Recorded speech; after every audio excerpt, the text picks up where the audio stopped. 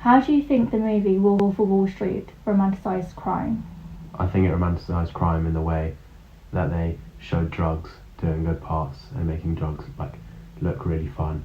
And I think they romanticised the fact that crime basically makes you a lot more money than any other like legal job. Yeah, and do you think maybe all the big yachts and the wads of money and the really pretty girls that it could inspire young people to want to live the same lifestyle? And yeah, I think that because they're basically essentially saying that if you change your job, which was legal before, towards crime, then a lot better things come forward with it, like a lot more money, better looking women, bigger yachts, bigger houses, more parties. Do you think the movie affected viewers? And I think it would affect kids around my age that aren't really sure what's good and what's not, and are just focused on making a lot of money when they're older and just wanting to be successful, as it makes it look like an easy path to becoming rich and not a struggle as it might be to get really good GCSE marks and then get really good A-level marks and go to a really good uni.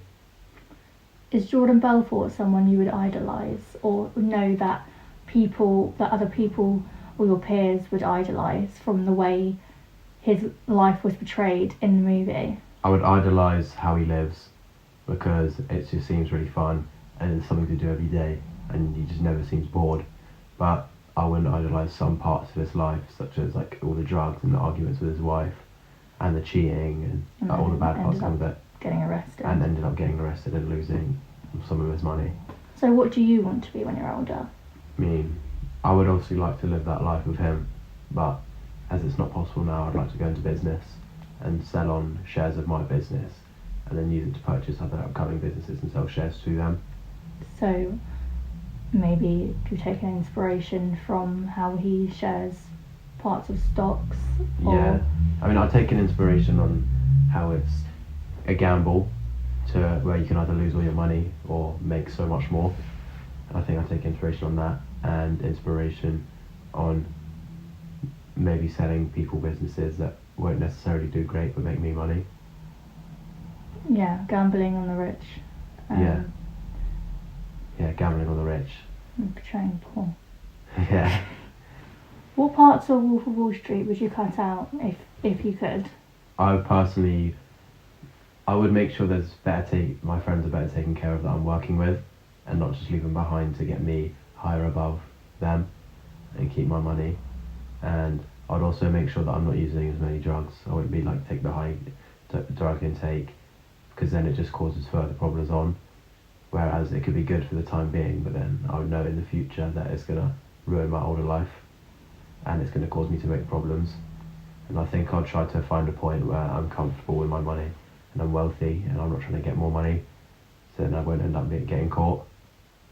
And I would try to keep it like as good as possible with one wife and just keep a good family without causing problems.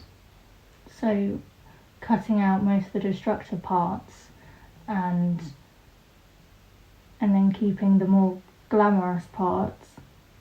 Yeah, I would try to do that, but I feel like even if I tried as hard as I could, I wouldn't be able to do that because where there's loads of good things going on, at the end of the day it's still illegal. Yeah. And the people that I'm hanging around with, and like I'll become more like them. And there's always going to be people around me doing like drugs and like finding hookers, and I think the more time that I spend around them, I'll be benefiting with the money I receive. But the socialism of my life will go down.